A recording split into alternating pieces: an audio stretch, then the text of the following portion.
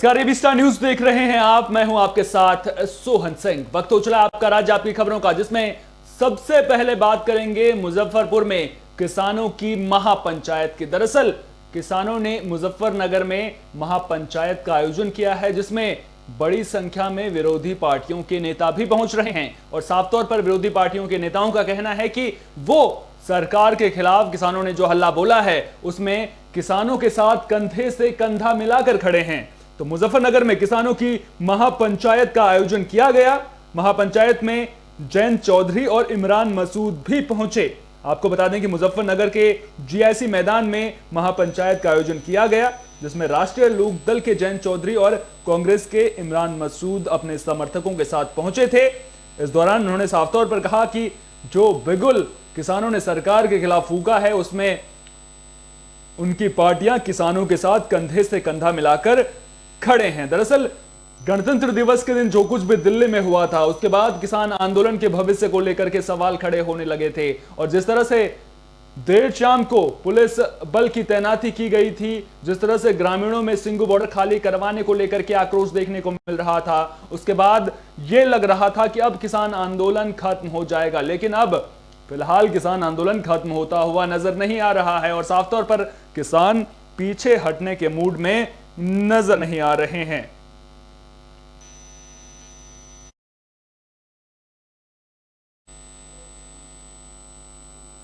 तो कृषि कानूनों के खिलाफ किसानों का हल्ला बोल लगातार जारी है। पिछले 65 दिनों से गाजीपुर बॉर्डर पर किसान डटे हुए हैं। साफ तौर पर किसानों का कहना है कि सरकार तीनों कृषि कानूनों को वापस ले। आपको बता दें कि गणतंत्र दिवस को जो कुछ भी दिल्ली में हुआ, उसके बाद दिल्ली पुलिस की तरफ से कार्रवाई की गई और उसके बाद नोटिस भी चस्पा किया गया, जिसमें कुछ किसान नेताओं पर एफआईआर भी दर्ज की गई।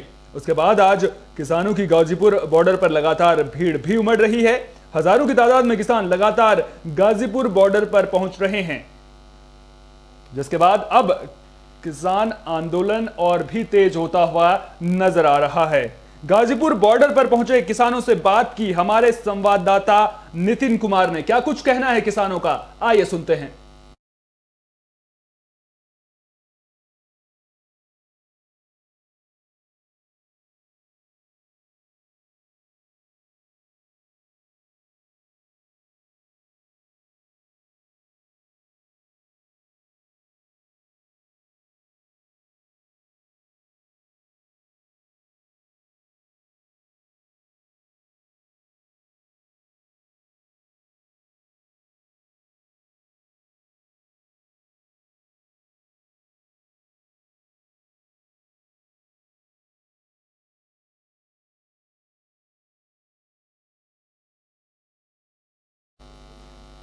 तो गाजीपुर बॉर्डर पर बड़ी संख्या में किसान पहुंच रहे हैं, जिसके बाद अब एक बार फिर से किसान आंदोलन तेज होता हुआ नजर आ रहा है। आपको बता दें कि राज्यों से किसानों के पहुंचने का सिलसिला लगातार जारी है। आपने राकेश टिकैत का एक वीडियो देखा होगा, जिसमें वो रोते हुए भी नजर आ रहे हैं। और अब सवाल उठने लगा है कि क्या राकेश टिकैत के आंसू काम कर गए हैं, क्योंकि किसान बड़ी संख्या में उनके समर्थन में पहुंच रहे हैं और साफ तौर पर किसानों का हल्ला बोल लगातार जारी है। दरअसल कयास लगाए जा रहे थे कि गणतंत्र दिवस के दिन जो कुछ भी हुआ, उसके बाद बाजी पलट गई है और अब किसानों का आंदोलन जो है वो खत्म हो जाएगा। लेकिन फिलहाल आसार ऐसे नजर नहीं आ रहे हैं और किसान हल्ला बोल की तैयारी में पूरी तरह से नजर आ रहे हैं।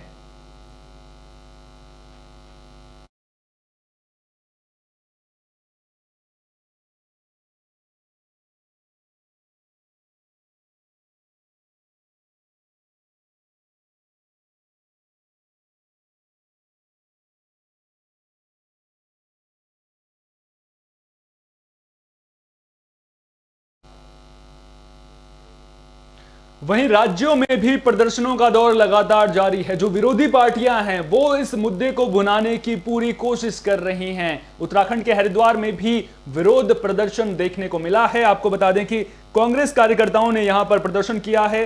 किसानों के समर्थन में कांग्रेस कार्यकर्ता धरना प्रदर्शन करते हुए नजर आए हैं। केंद्र की सरकार के खिलाफ और किसानों की मांगों को लेकर लगातार समर्थन दे रही कांग्रेस के युवा कार्यकर्ताओं ने हरिद्वार के देवपुरा चौराहे पर एकत्रित होकर धरना प्रदर्शन किया। देवपुरा चौक से नगर कोतवाली तक युवाओं के पैदल मार्च के कार्यक्रम को पुलिस ने देवपुरा चौराहे पर ही कई कार्यकर्ताओं को गिरफ्तार करके सीमित कर दिया था। इस मौके पर युवा कांग्रेस ने सरकार के विरोध में नारेबाजी की और केंद्र की सरकार पर किसानों की अनदेखी करने का आरोप लगाया है। साफ तौर पर कार्यकर्ताओं ने कहा कि वो लगातार किसानों के साथ हैं और इस मुद्दे को लेकर के जब तक किसानों की लड़ाई चलती रहेगी तब तक कांग्रेस का बच्चा बच्चा भी किसानों के साथ खड़ा रहेगा, क्योंकि किसान अन्नदाता है और अन्नदाता के साथ हुए अन्याय को हम किसी भी हालत में स्वीकार नहीं करेंगे, ये कांग्रेस पार्टी का कहना है।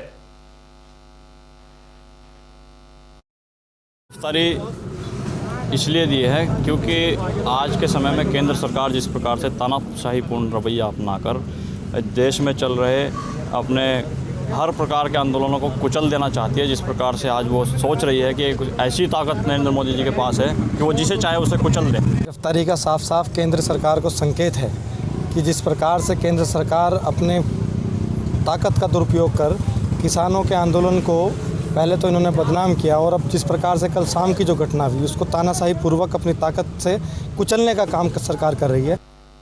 उत्तर प्रदेश के हरदोई में पुलिस का अजीबोगरीब कारनामा देखने को मिला है। दरअसल पुलिस ने शांति भंग करने के आरोप में समन भेजा है और आपको बता दें कि यह समन किसी और को नहीं बल्कि उस शख्स को भेजा गया है जिसकी पहले ही मौत हो चुकी है, जिसके बाद अब सवाल उठने लगे हैं कि क्या जो उत्तर प्रदेश में हरदोई की पुलिस है उसको मुर्दों से भी डर लगता है।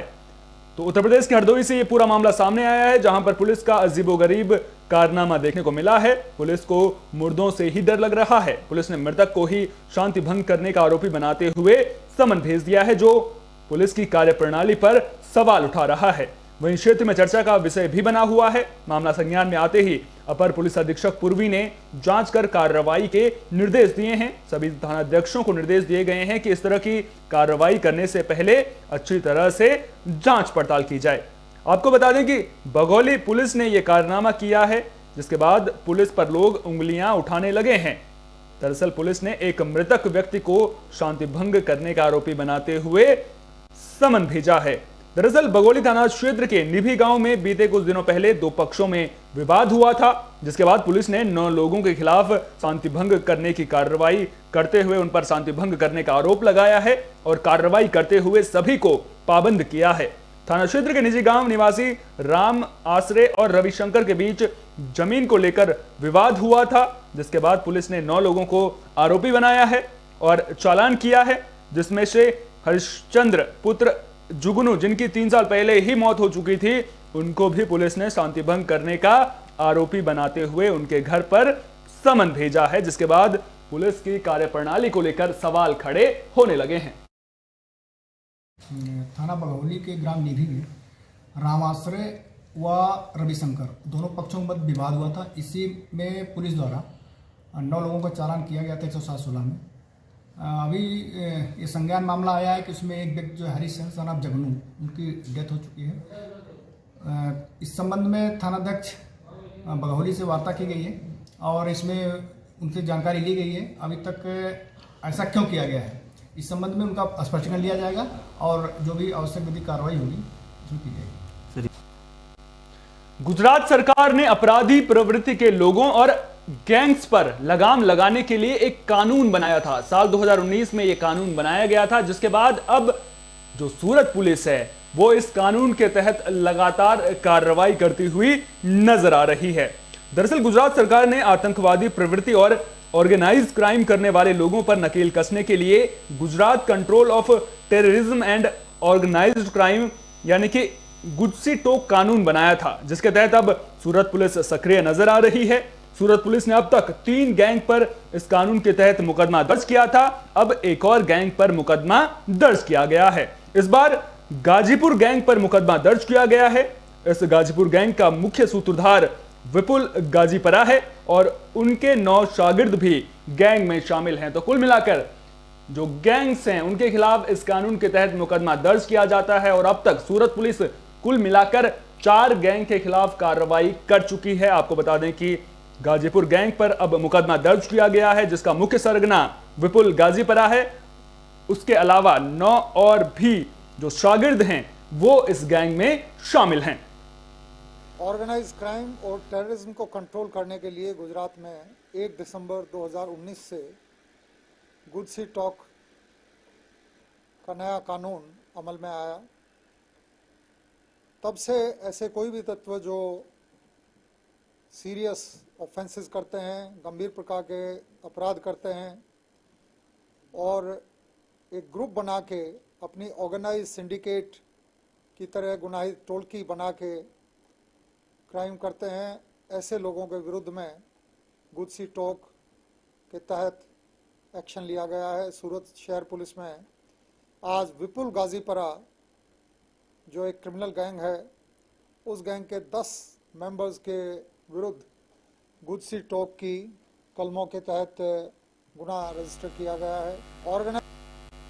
हरदोई में कासिमपुर पुलिस को बड़ी कामयाबी मिली है। आपको बता दें कि पुलिस ने 8 आरोपियों को गिरफ्तार किया है, जिनके पास से अवैध शराब भी बरामद की गई है। तो नशे के खिलाफ पुलिस लगातार एक्शन मोड में नजर आ रही है, लगातार कार्रवाइयों का सिलसिला जारी है।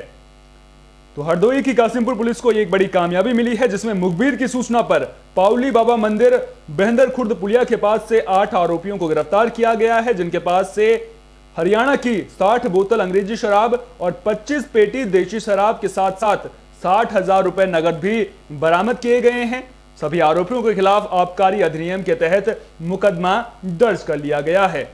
इस पूरे मामले को लेकर अपर पुलिस अधीक्षक पूर्वी अनिल कुमार सिंह ने बताया कि अपर पुलिस अधीक्षक अनुराग वत्स के निर्देशन में और क्षेत्राधिकारी संडीला के पर्यवेक्षण में अपराध एवं अपराधियों पर अंकुश लगाने के क्रम में थाना कासिमपुर के तहत 29 जनवरी को प्रभारी निरीक्षक कासिमपुर में फोर्स स्वाट टीम प्रभारी आबकारी विभाग के द्वारा 8 आरोपियों को गिरफ्तार किया गया है, जिनके पास से शराब बरामद की गई है जो हरियाणा की बताई जा रही है। इसके अलावा देसी शराब भी इन आरोपियों से बरामद की गई है। अब सभी आरोपियों के खिलाफ मुकदमा दर्ज कर लिया गया है। थाना कासिमपुर में पुलिस को सूचना मिली थी कि कुछ लोग जो है अवैध शराब नकली जो है बना करके सप्लाई करते हैं। इस संबंध में कासिमपुर थानाध्यक्ष स्वाट टीम प्रभारी और एसओजी प्रभारी तथा आबकारी निरीक्षक संडीला और हरदोई, इन लोगों ने पौली बाबा मंदिर के पास 8 लोगों को गिरफ्तार किया। इनके पास से भारी मात्रा में देसी शराब, अंग्रेजी शराब, रैपर और ढक्कन तथा 3 गाड़ियां बरामद हुई हैं। इनकी जो तलाशी ले गई, इनके पास से 60,000 रुपये बरामद हुए हैं। इस संबंध में मुझे बताना है कि ये लगातार इसमें सूचना पुलिस को मिल रही थी कि कुछ लोग जो है दारू ला करके उसको अपनिश्चित करके क्षेत्रों में बेच रहे हैं। पुलिस ने इस पर खबर उत्तर प्रदेश के कासगंज से है, जहां पर भारतीय किसान यूनियन के भानु गुट ने एक महापंचायत का आयोजन किया है और इस दौरान आपको बता दें कि आंदोलन खत्म करने का विरोध करते हुए भानु गुट के नेता नजर आए हैं। दरअसल आपको बता दें कि हाल ही में भानु गुट ने किसान आंदोलन से नाम वापस ले लिया था, जिसके बाद अब यहां पर महापंचायत का आयोजन किया गया है। तो यूपी के कासगंज जिले में भारतीय किसान यूनियन के भानु गुट के राष्ट्रीय महासचिव कुलदीप पांडेय की अगुवाई में एक विशाल महापंचायत का आयोजन किया गया। पंचायत में आगरा अलीगढ़ मंडल के कई नेताओं ने शिरकत की। इस दौरान नेताओं ने भानु गुट द्वारा आंदोलन समाप्त करने को लेकर उठाए गए कदमों का जमकर विरोध किया। साथ ही टिकैत गुट के साथ कदम से कदम मिलाकर आंदोलन को तेज करने का ऐलान भी किया। भले ही भारतीय किसान यूनियन भानु गुट के राष्ट्रीय अध्यक्ष भानु प्रताप सिंह कृषि बिल कानून को लेकर चल रहे आंदोलन को उन्होंने समाप्त कर दिया हो, लेकिन भानु गुट के हटने से संगठन पर कोई प्रभाव पड़ता हुआ नहीं दिखाई दे रहा है। इसी को लेकर कासगंज में भारतीय किसान यूनियन के राष्ट्रीय अध्यक्ष कुलदीप पांडेय पैतृक आवास की छत पर एक विशाल महापंचायत हुई। महापंचायत में भानु गुट का दामन छोड़कर किसान नेताओं ने राकेश टिकैत का कदम से कदम मिलाकर साथ देने का ऐलान किया है। तो कुल मिलाकर अब भानु गुट में ही दो फाड़ होते हुए नजर आ रहे हैं। अब ऐसे में देखना दिलचस्प होगा कि आगे भानु गुट क्या कुछ फैसला लेता है।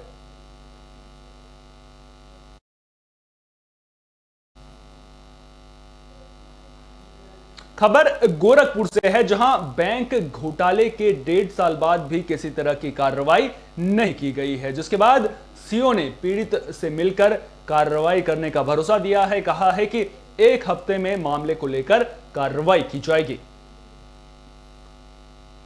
तो बांसगांव इलाके के बडनी चौराहे पर स्थित सेंट्रल बैंक ऑफ इंडिया की शाखा के प्रबंधक की मिलीभगत से ऋण धनराशि के 10 लाख रुपए हड़पे जाने का मामला 1.5 साल बीत जाने के बाद भी इस पूरे मामले को लेकर बैंक प्रबंधक समेत 2 लोगों की गिरफ्तारी नहीं हो पाई है, जिसके बाद नवागत सीओ ने पीड़ित से मुलाकात की। नवागत सीओ जगत राम कनौजिया ने पीड़ित को आश्वासन दिया कि 1 हफ्ते के भीतर आपको न्याय मिल जाएगा और आरोपियों की गिरफ्तारी निश्चित तौर पर होगी।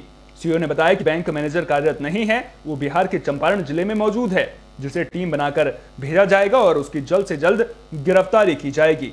बता दें कि पुलिस ने पीड़ित महिला कुमुद रानी की तहरीर पर शाखा प्रबंधक मिलाप चंद, सहायक मैनेजर उज्जवल सिंह और सचिन सिंह पर धोखाधड़ी करने का आरोप लगाया था और साथ ही आरोप लगाया था कि दस्तावेज तैयार करके उनके जो पैसे हैं वो हड़प लिए गए हैं। जानकारी के मुताबिक बांसगांव थाना क्षेत्र के ग्राम गोपालपुर बडनी निवासी वशिष्ठ मुनि सिंह की पत्नी कुमुद रानी ने प्रधानमंत्री उद्योग योजना के तहत आइसक्रीम कैंडी व्यापार के लिए 10 अगस्त 2017 को सेंट्रल बैंक ऑफ इंडिया के क्षेत्रीय कार्यालय में आवेदन किया था। 28 अगस्त को 25 लाख रुपए की स्वीकृति प्रदान की गई। बैंक की गोपालपुर बडनी शाखा में ऋण की पत्रावली के आने पर कुमुद रानी की ओर से एक फर्म के 10 लाख रुपए का कोटेशन शाखा प्रबंधक मिलाप चंद को दिया गया।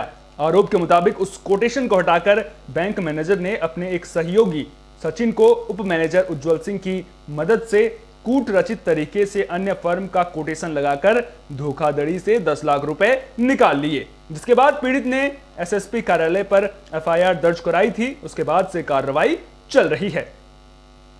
क्या नाम है आपका? वशिष्ठ मुनि सिंह, सन ऑफ बनारस सिंह। मेरी वाइफ के नाम से आइसक्रीम कैंडी के नाम से लोन सैंक्शन हुआ था। मेरी वाइफ का नाम है कुमुद रानी सिंह, वाइफ ऑफ वशिष्ठ मुनि Singh. Central bank of India से हमारा लोन सैंक्शन हुआ था। अभी तक हमारा जो है पैसे जो है मैनेजर मिलाप चंद और उज्जवल सिंह, सचिन जो है दलाल जो है मिल करके मेरे पैसे हड़प लिए। आज तक 1.5 साल हो गया एफआईआर हुए, कोई तो कार्रवाई नहीं हो रही है और मैनेजर जो है उसे घूम रहे हैं बाहर, उनकी कोई गिरफ्तारी नहीं हो रही है। अच्छा मामला है पूरा? इसमें मुकदमा पंजीकृत हुआ था 2019 में, 11 नवंबर 2019 में मुकदमा पंजीकृत हुआ था, जिसमें एक आदमी की गिरफ्तारी करके 8 मार्च 2020 में चार्जशीट दाखिल हो चुकी है न्यायालय में। 2 गिरफ्तारी है, टीम बना करके जल्द ही उनकी गिरफ्तारी कराई जाएगी। सर, जो बैंक मैनेजर है अभी भी कार्यरत है या फिर कहीं वो नहीं? बैंक मैनेजर कार्यरत नहीं है, बैंक मैनेजर चंपारण में रह रहा है, बिहार में। जल्द ही टीम बना के रवाना किया जाएगा। अब आप केंद्रीय रिजर्व पुलिस बल यानी कि सीआरएफ की अनकही कहानियों को भी सुन सकेंगे। दरअसल सीआरपीएफ ने अपनी अनकही कहानियों को शेयर किया है। इन कहानियों को स्लो ऐप के जरिए शेयर किया गया है। तो सीआरपीएफ ने अपनी अनकही कहानियां शेयर की हैं। स्लो ऐप के जरिए इन कहानियों को शेयर किया गया है। समझौता ज्ञापन हस्ताक्षर समारोह रियल टाइम प्लेटफॉर्म्स का उद्घाटन के दौरान इन कहानियों को शेयर किया गया।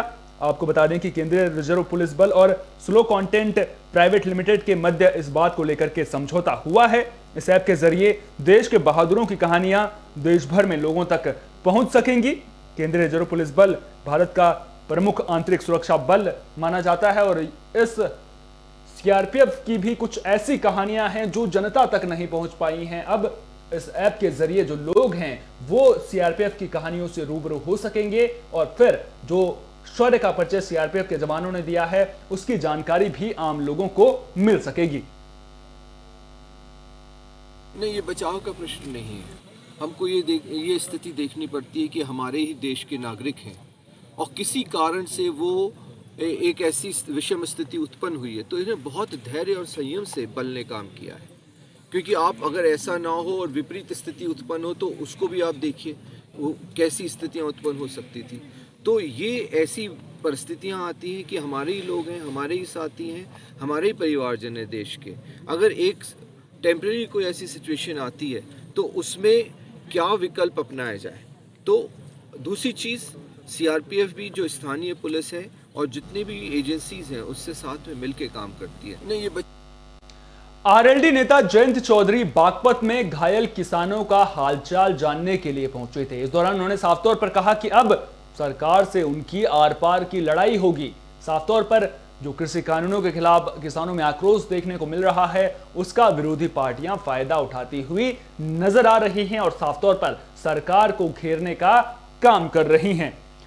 दरअसल रालोद नेता जयंत चौधरी पुलिस के लाठीचार्ज में घायल हुए किसानों का हालचाल जानने के लिए बागपत जिले के बड़ौद पहुंचे थे। पुलिस द्वारा किए गए लाठीचार्ज पर उन्होंने नाराजगी जताई और कहा कि किसानों के आंदोलन में आज तक लाठी नहीं चली। किसानों पर लाठियां चलाकर जो पुलिस है उसने अपना इकबाल खो दिया है और सोते हुए किसानों पर लाठियां चलवाने वाली सरकार की उन्होंने निंदा की है। कुल मिलाकर देखा जाए तो सरकार के खिलाफ अब जो जयंत चौधरी हैं वो बगावत के मूड में नजर आ रहे हैं और साफ तौर पर उन्होंने कहा है कि जो घटना हुई है उसकी मैं निंदा करता हूं और किसानों पर लाठियां चलाना किसी भी तरह से ठीक नहीं है। देखिए, योगी जी कहते हैं ठोक दो। जहाँ तक न्याय की बात हो, ये न्याय संगत बात है। ना किसान के साथ न्याय हो रहा है, ना किसी वर्ग के साथ न्याय हो रहा है। और अब वे ठोकने चले हैं किसान को। अब वे किसान को ही देशद्रोही साबित करना चाहते हैं। इनकी मंशा बिल्कुल ठीक नहीं है, इनका व्यवहार बिल्कुल उचित नहीं है। ऐसा बागपत में कभी नहीं हुआ, ऐसा दृश्य कभी नहीं देखा गया कि बड़ौद का किसान ऐसे सोते सोते किसान को जगाने की भी जरूरत नहीं समझी उन्होंने और लाठी चलानी शुरू कर दी। और इसके बावजूद, इसके बाद भी प्रशासन ये कह रहा है कि तो स्वतः उठे, शांतिपूर्वक उठे। योगी जी के शासन में शांतिपूर्वक का मतलब लाठीचार्ज।